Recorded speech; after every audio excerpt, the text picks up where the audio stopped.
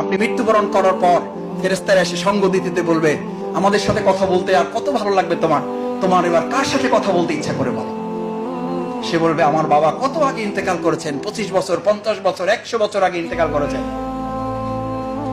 আমি আমার বাবার সাথে একটু কথা বলতে চাই। আল্লাহ তাআলা ফেরেশতাদেরকে বলবেন, নিয়ে এসে ওকে পাশে বসায় দাও, পাশে বসায় দাও। আমি আমার মাকে এটা বলি এখনো, যে মা, ইসলামী আন্দোলনের জন্য আমি তোমাকে সময় দিতে পারি না।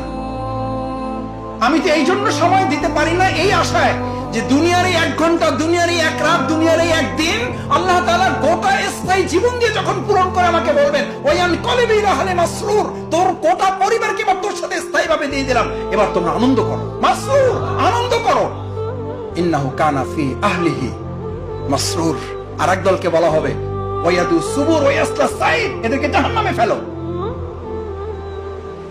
আমরা তাদের